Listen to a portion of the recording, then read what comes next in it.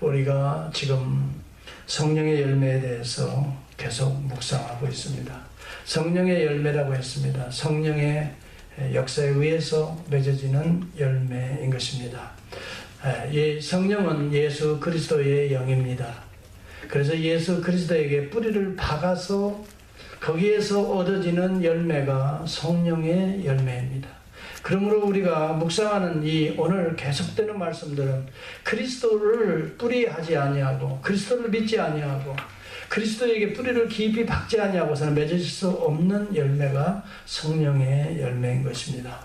그러므로 우리가 믿음으로 예수 그리스도 안에 뿌리를 낼 때에 우리 안에 이런 온유한 열매가 맺어질 수가 있습니다. 오늘은 그 열매들 가운데 온유의 열매를 생각해 보려고 합니다. 우리가 국민학교 시절인가요? 제가 어렸을 때 바람과 햇님의 이야기 우리가 나누어 봤습니다. 어느 나그네 외투를 누가 벗길 수 있는가? 바람과 햇님이 시합을 하게 되었습니다. 먼저 바람이 나서서 강풍을 불었습니다. 그럴수록 이분은 오히려 이 나그네는 외투를 더 부여잡고 강하게 외투를 부여잡고 있습니다. 그래서 아무리 바람을 불어도 외투를 벗길 수가 없었어요. 그런데 이제 햇님이 나타났습니다. 계속 따뜻한 온기를 부어줍니다. 그랬을 때 이 나그네는 아유 더워 하고 외투를 벗었다고 하는 이야기입니다. 우리가 강할수록 부러지기 쉽고 따뜻할수록 우리는 이길 수가 있다고 하는 교훈인 것입니다. 이 세상은 이 파워의 시대입니다. 힘의 시대라고 볼 수가 있습니다. 이 세 가지의 힘에 의해서 이 세상은 움직이고 있습니다. 하나는 돈의 힘입니다. 두 번째는 권력의 힘입니다. 세 번째는 숫자의 힘입니다. 이 세 가지의 힘이 이 세상을 움직인다고 합니다. 그래서 여러분 르네상스 시대에 이탈리아 시대에 나왔던 니콜로 마키아벨리는 군주론을 통해서 이런 이야기를 합니다. 이 세상을 지배하는 것은 사랑과 덕이 아니고 힘과 권력이다. 이것이 역사를 지배한다라고 말을 합니다. 그러나 기독교의 진리는 다릅니다. 파라독시컬한 데가 있습니다.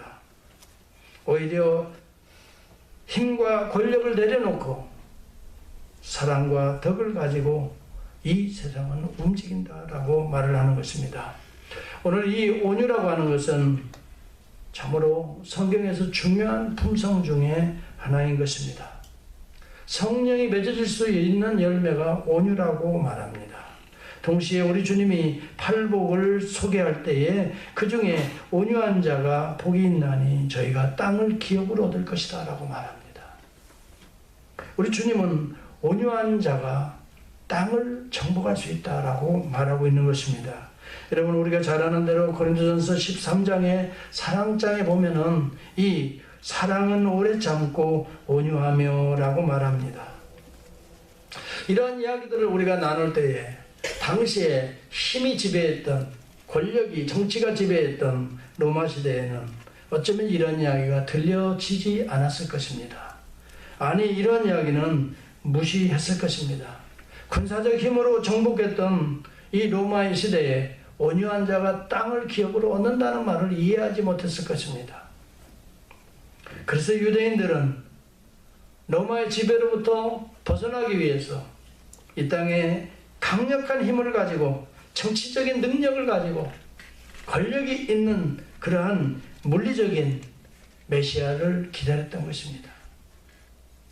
그런데 우리 주님이 나타나셔서 온유한 자가 땅을 기업으로 얻을 것이다 라고 이 복음적인 핵심을 소개할 때 많은 자들은 어리둥절했을지 모르겠습니다. 그러나 실제적으로 이 온유한 자가 예수 그리스도가 이 온 땅을 지금 정복하고 있지 않습니까?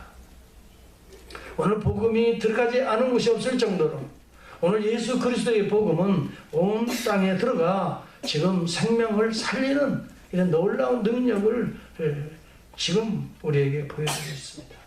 우리 민족이 참으로 하나님의 이 놀라운 축복 가운데 이렇게 세계에 흩어져 있으면서도 하나님의 교회를 세우고 또 흩어진 우리 교포사회를 하나로 만들고 또 그들을 위로하고 격려하고 세워나가는 이 거룩한 교회의 사명도 하나님께서 우리에게 베풀어 주신 이 놀라운 복음이 우리 가운데 들어와 있기 때문에 우리 민족이 이러한 도약의 민족이 될 수 있었던 것입니다. 여러분, 온유라고 하는 것은 진실로 약해 보이는 것 같지만 실제적인 능력과 권세가 나타나는 것입니다. 여러분, 18kg밖에 안 되는 이 거북이가 있습니다. 이 거북이가 한번 이 머리를 자기 몸속에 두꺼운 이 뚜껑 속에 집어 넣으면 아무리 저 머리를 빼내려고 해도 빠지지 않습니다. 여러분, 80kg 되는 사람의 힘으로는 거북이의 목을 뺄 수가 없다고 그럽니다. 그런데 어떻게 하면 이 거북이의 이 목이 빠질 수 있을까요? 적당한 온도, 따뜻한 물, 여러분 그 곁에 두면 따뜻함에 의해서 이 거북이의 목이 쭉 빠진다고 하는 것입니다. 성경도 말합니다. 악에게 지지 말고 선으로 오히려 악을 이기라, 그렇게 말합니다. 선은 부드러운 것 같아요. 그렇지만 단단해 보이는 악이 선에 의해서 무너지는 것이 오늘 이 시대의 이치요 원리인 것입니다. 진화론은 우리가 말하는 대로 생태계를 잘못 분석했습니다.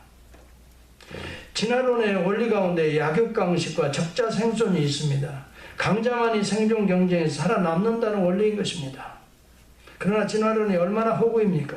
사실은 이 인류 역사 문명과 이 생태계를 보면은 사실은 그와 반대 현상이 일어나고 있는 것입니다. 현실을 한번 우리가 똑바로 직시해 보시기 바랍니다.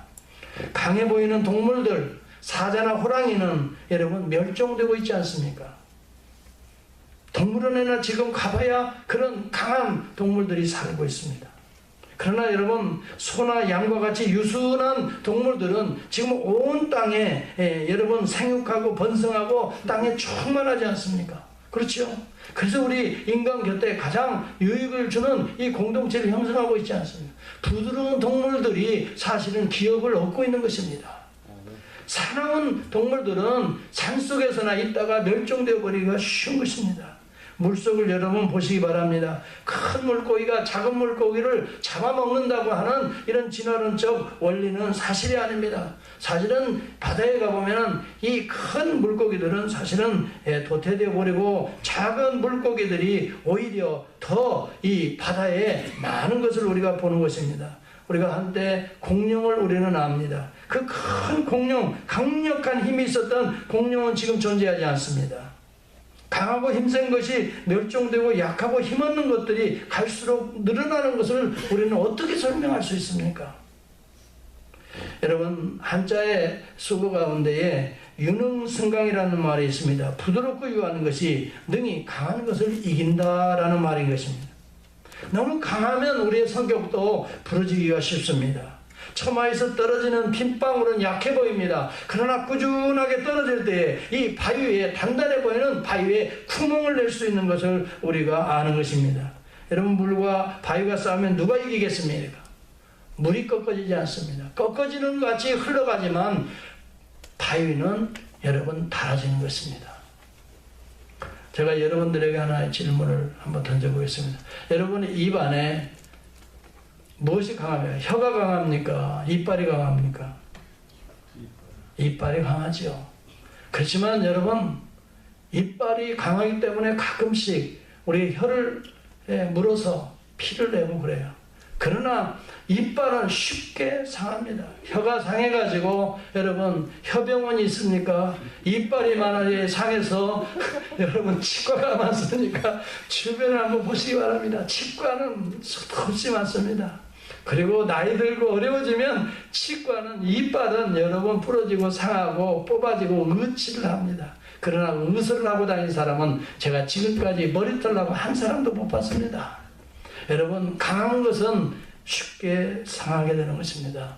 온유한 자가 땅을 기업으로 얻을 줄을 믿습니다. 여러분 가정에서도 온유한 자가 될 수 있기를 주의 이름으로 축원합니다. 그래야 그 가정이 오래 든든히 화목한 가정을 이루어갈 수가 있는 것입니다.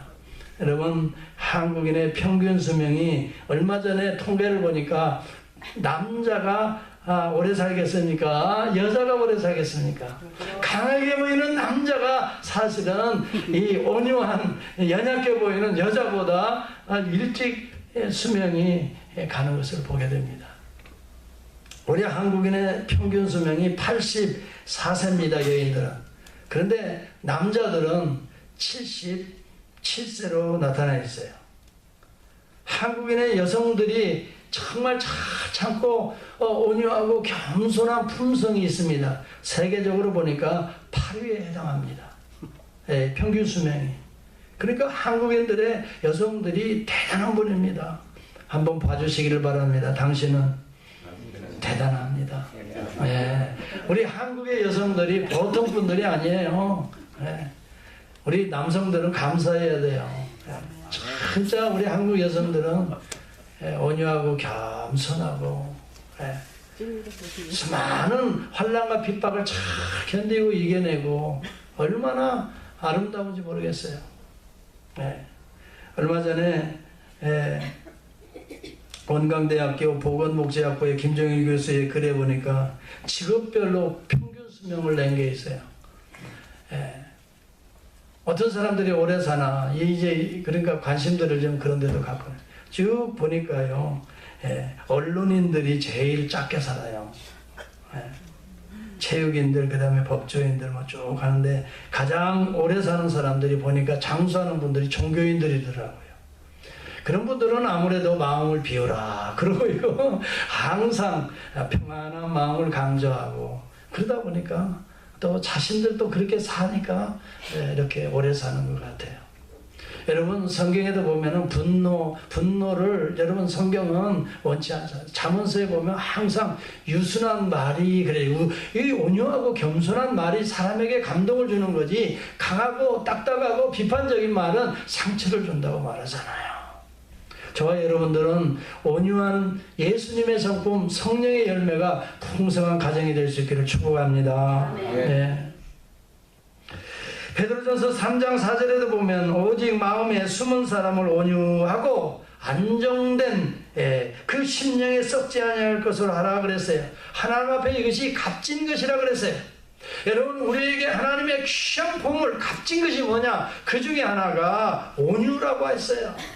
저와 여러분은 값진 비밀을 소유하고 보석과 같은 온유한 성품의 사람이 되어야 할 줄을 믿습니다.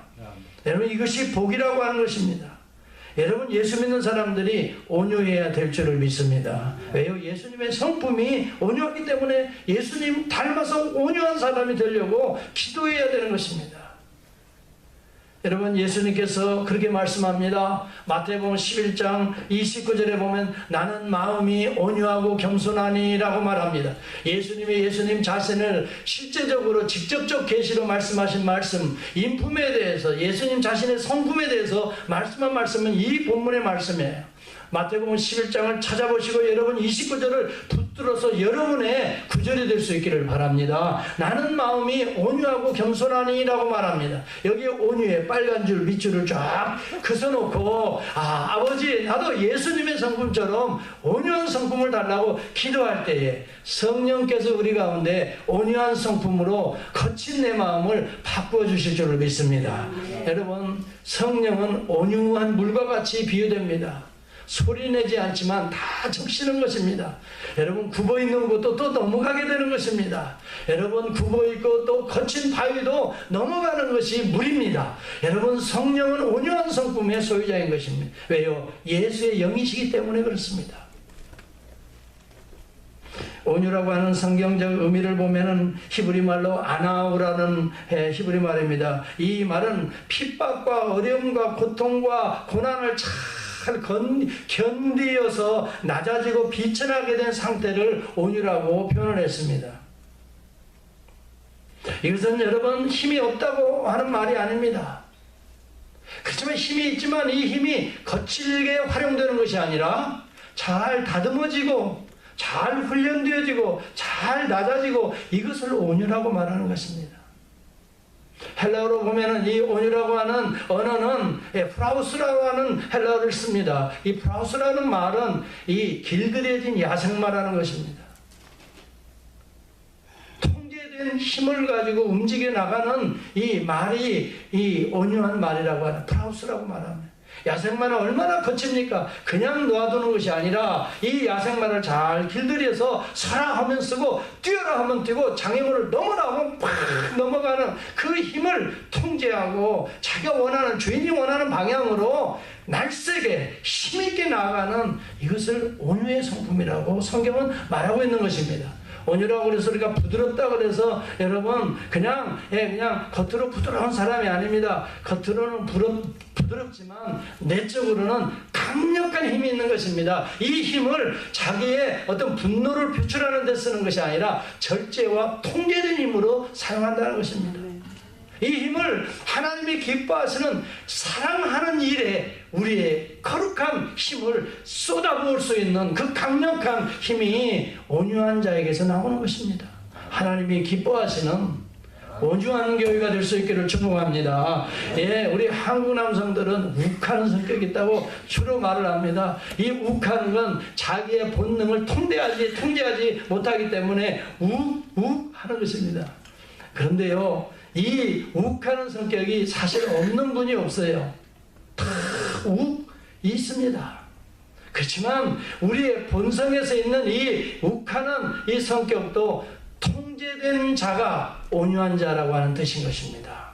이것을 통제하며 이것을 관리해서 꼭 필요한 곳에, 합당한 곳에 우리의 힘을 쏟아붓는 것, 이것을 온유한 자라고 말하는 것. 그러니까 사실은 온유한 자가 기업을 얻을 수밖에 없는 거예요.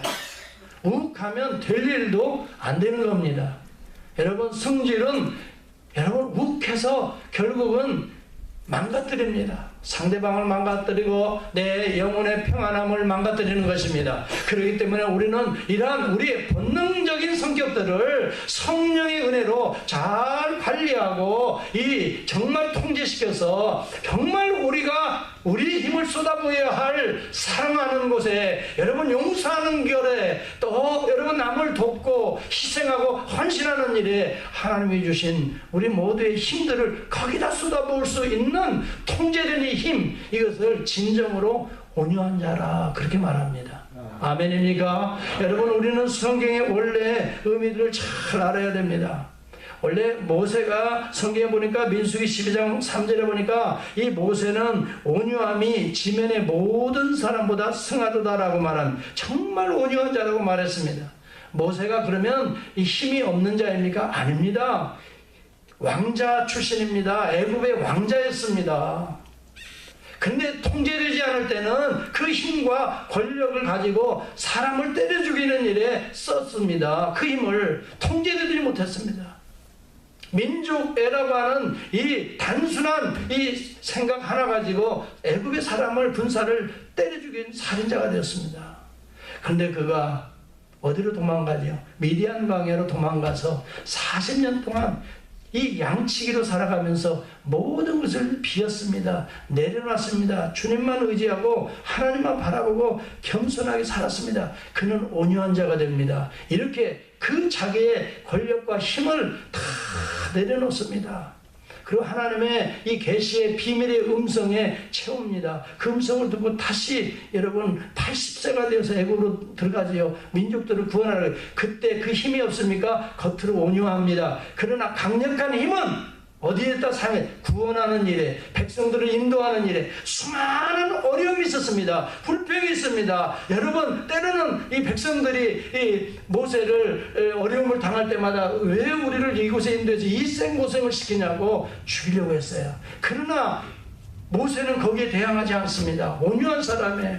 그 강력한 힘이 있어서 얼마든지 정죄하고 판단할 수 있지만 하나님의 사랑의 힘으로 그들을 위해 기도하는 일에 오히려 양손을 들어서 하나님 앞에 엎드리는 일에 자기의 모든 힘을 거기다 쏟았던 것입니다. 기도하는 사람은 온유한 자가 될 수밖에 없습니다. 여러분, 분노가 일어날 때 엎드릴 수 있기를 바랍니다. 그때에 자기의 이 본능적인 우리들의 어떤 성격들이 낮아지게 되고 하나님의 성령의 은혜가 우리 심령에 임하면서 부드러운 사람으로, 그렇지만 강력한 능력의 사람, 믿음의 사람으로 바꾸어져서 다시 백성들을 인도하고 홍해를 건너고 여러분 광야에서 이 하나님께 할 때에도 하나님께 기도해서 반석에 샘을 터지게 해서 그 백성들을 무사하게 정말 가나안으로 인도하고 있지 않습니까? 영적 리더는 온유한 자가 되어야 될 줄을 저는 믿습니다. 이것이 하나의 모델인 것입니다. 여러분 특별히 가정에서도 온유한 남편, 온유한 아내가 될 수 있기를 주의 이름으로 축원합니다. 살다 보면 아무래도 흠이 보이게 되고 또 참 갈등이 없을 수가 없습니다. 그때마다 이 본능적인 반응을 보이지 마세요. 통제할 수 있기를 바랍니다. 그리고 항상 성령께 엎드려서 성령의 은혜를 덧입어서 성령의 열매, 다시 말하면 하나님이 부어주시는 온유한 성품으로 문제들을 잘 풀어갈 수 있는 지혜로운 우리 교회 성도 저와 여러분이 되어야 될 줄을 믿습니다. 아멘. 뭐 교회라고 해서 문제가 없겠습니까? 그런데 욱하는 것으로 하다 보면 계속 파괴됩니다. 여러분이 사는 공동체, 여러분이 사는 직장이라도 해서 어려운 문제가 없겠습니까? 다 사람 사는 곳에는 갈등이 있고 생각이 다릅니다. 그때마다 여러분 본능적인 생각들을 통제할 수 있기를 바랍니다. 그러려면 여러분의 힘으로 되지 않습니다. 온유해야지. 그래서 되지 않습니다. 모두가 다 이래야지 해서 된다면 이 세상은 평화로울 것입니다. 다 될 것입니다. 다들 생각들은, 아이디어들은 이게 맞아, 이렇게 해야 돼 라고 생각하고 말하지만 자기 생각과 뜻대로 되지 않습니다. 이 세상은 그렇게 만만하지가 않습니다. 내 힘으로 될 수 없습니다. 성령의 열매는 성령의 은혜가 부어질 때 가능할 줄을 저는 믿습니다. 그래서 우리는 엎드리라는 것입니다. 그래서 내려놓으라는 것입니다. 그래서 여러분 우리는 비우라고 하는 것입니다. 그렇지 않으면 하나님의 영이 채워지질 않는 것입니다. 하나님의 지혜가 들어올 곳이 없습니다. 내 생각을 그대로, 내 감정을 그대로 붙들고 문제를 풀려고 하면은 우리는 부닥칠 수밖에 없습니다. 내 생각, 내 감정을 내려놓을 때 하나님의 생각, 하나님의 영이 우리를 충만하게 채워주실 줄을 믿습니다. 하나님은 온유하신 분입니다. 우리 주님은 온유하신 분이십니다. 성령은 온유한 물과 같습니다. 그렇기 때문에 어려운 구비들을 넘으셔서 마침내 우리에게 부활 생명으로 우리에게 축복해 주시는 것입니다. 사랑하는 성도 여러분, 오늘 저와 여러분들은 예수 그리스도를 닮아 온유한 성품의 사람이 되어서 이 땅에 기업으로 얻는 복된 자가 되어야 될 줄을 믿습니다. 윌리엄 캐리라는 분이 있습니다. 이분은 원래 구두 수선공이었습니다. 그런데 예수 그리스도의 복음을 접하고 나서 그는 예수 안에서 하나님의 말씀대로 살아보려고 애썼습니다. 그런데 예수의 성품이 점점점 닮아지는 거예요. 여러분, 누구를 사랑하면 그 사람의 모습이 되어가는 거 아시지요? 누구를 사랑하면 그런 사람이 되어가는 거예요. 옛날에 어느 글에 보니까요, 어떤 화가가 있었는데 10년 동안 계속 개구리를 너무 좋아해가지고 개구리를 그리기 시작했다고 합니다. 개구리를 계속 그리는데 결국은 자기 얼굴이 개구리같이 되더라고요. 그래서 깜짝 놀랐대요. 좋아하는 사람들은 좋아하는 사람이 닮아가는 것이에요. 그래서 부부도 금실이 지으면 얼굴이 비슷해진다는 말 들어봤어요? 안 들어봤어요? 들어봤어요. 진짜 그래요. 이경춘 장로님 보세요. 이필대 권사님하고 얼굴이 비슷비슷한 거 같지? 그래요? 안 그래요? 아멘. 여러분 서로 좋아하고 사랑하면 그렇게 돼요. 내가 이 장로님 부부를 얘기해서 좀 미안한 이야기지만 얼마나 서로 위해주고 사랑해주는지 내가 정말 내 존경합니다. 참 서로가 서로를 존경하고 사랑하고 아끼는 모습을 저는 곁에서 아주 보면서 야 멋지다. 옆에 분들 한번 보시기 바랍니다. 어쩜 그리 닮았소. 서로 사랑하고 서로 아끼고 서로 존경하는 거 얼마나 귀한 복인지 알 수 없어요. 윌리엄 캐리가요, 주님을 그렇게 영접하고 나서 주님을 사모하다 보니까 주님 같은 성품이 들어오는데요. 온유한 마음이 들어오는 거예요. 야, 그런데 어느 날 큰 은혜를 받고 예수님과 같이 나도 가장 어려운 땅에 들어가서 복음을 전해야 되겠다. 그러다가 그 땅이 인도 캘커타라는 곳이라는 것을 발견하게 돼요. 그때 복음을 전하기 위해서 인도로 들어가기로 결정합니다. 그러고 나서요, 그가 아버지한테 편지를 씁니다. 이렇게 썼습니다. 그 편지가 공개됐습니다. 오직 하나님만을 위해 나의 인생을 드리는 것이야말로 내 인생의 가장 중요한 주제입니다. 거룩한 일꾼으로 사용되기 위해서 자신을 희생제물로 드리신 예수 그리스도를 닮아가는 것, 그 사명이기 때문입니다. 그래서 저는 오로지 하나님만을 섬기는 일에 내 자신을 바치고자 합니다. 그래서 동인도 벵갈의 힌두인을 위해서 선교사로 부름을 받았습니다. 사랑하는 아버지, 이 일은 이 땅의 모든 자녀들이 따라야 될 부르심입니다. 가장 힘든 일이요, 가장 그러나 영광스럽고 중요한 사역입니다. 주님께 저를 기쁜 마음으로 드릴 수 있습니다. 당연히 많은 희생이 따르겠지요. 당연히 사랑하는 가족과 떨어져 있어야 하지요. 당연히 많은 친구들과 헤어져야 합니다. 그러나 저는 챙기를 잡고 뒤를 돌아보지 않기로 결심했습니다. 그는 1793년 가족을 이끌고 인도에 도착하게 됩니다. 1년이 채 못해서 사랑하는 아들이 5살짜리 피러가 이 풍토병으로 생명을 잃게 됩니다. 여러분, 자기의 자식 5살짜리 생명을 잃는다는 것은 정말 뒤집어지는 일이에요. 피눈물 나는 일이에요. 그렇지 않겠어요? 이 일로 어머니가, 그 엄마가, 아내가 충격을 먹습니다. 그래서 정신질환에 걸리게 됩니다. 그러다가 몇 년이 못 가서 아내까지도 세상을 떠나게 됩니다.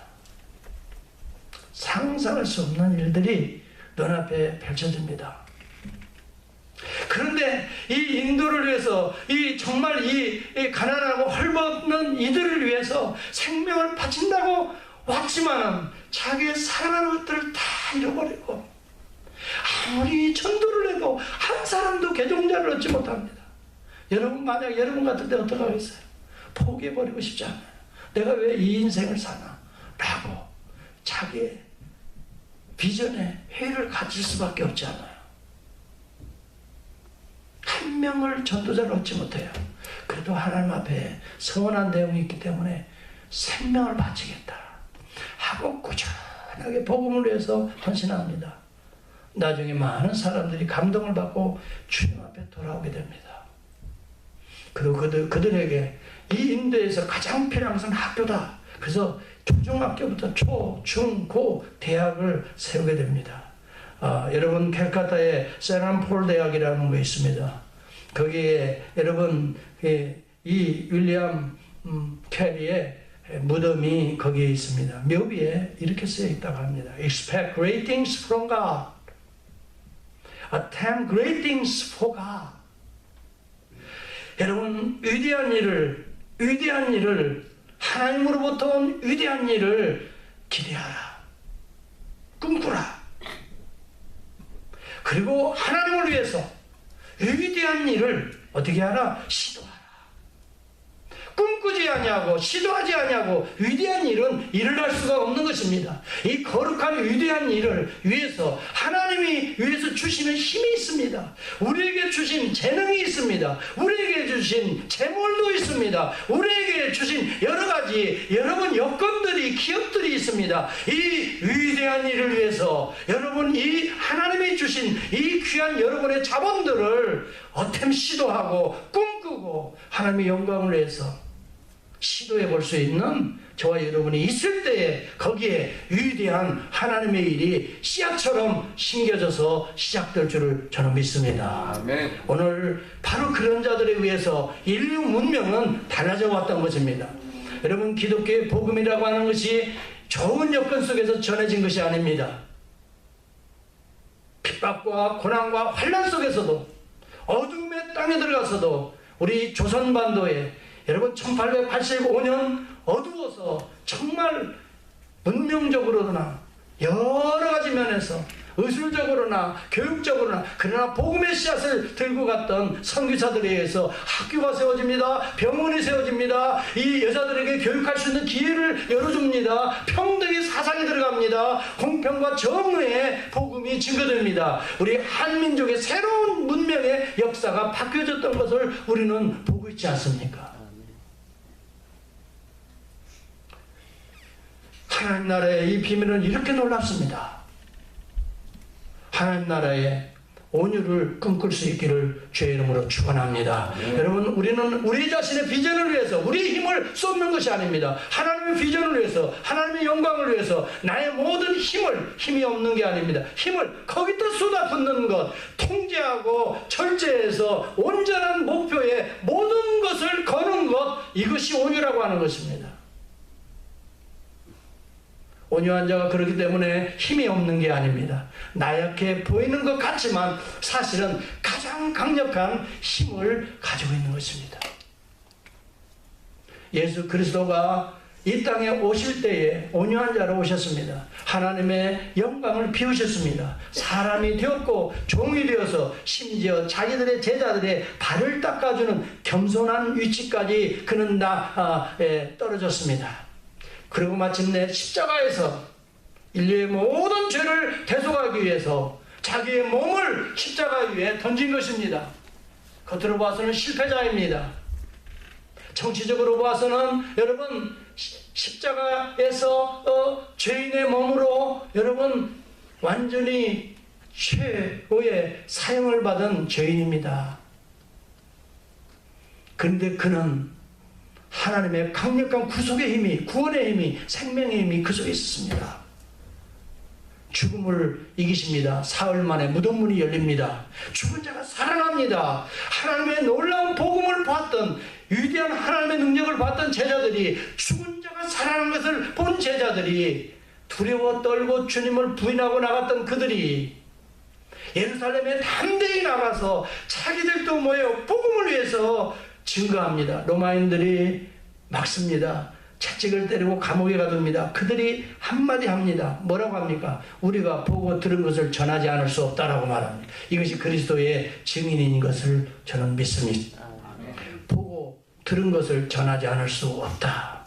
내가 예수 3년간 따라가고 십자가 위에서 죽은 것 봤고 그 무덤을 찾아갔는데 무덤문이 열리고 부활하신 그 주님, 우리와 함께 떡을 그 다음에 떼시고 우리가 함께 계시다가 하늘로 오르신 그 주님, 내가 본 그 주님, 내가 들은 그 주님의 음성, 내가 만진 그 주님을 우리는 전하지 않을 수 없다.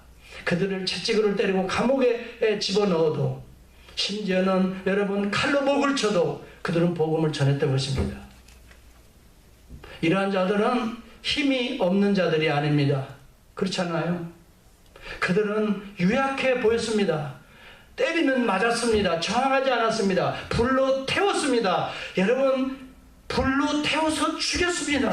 그래도 그들은 약하지 않았습니다. 그럼에도 불구하고 나를 평생에 구속하시고 나를 사랑하신 그 주님이신데 내가 내 한평생 짧은 인생 살겠다고 어찌 내가 주님을 부인하고 내가 이 화령의 틀에서 내려올 수 있으리요? 이것이 힘입니다. 이것이 능력입니다.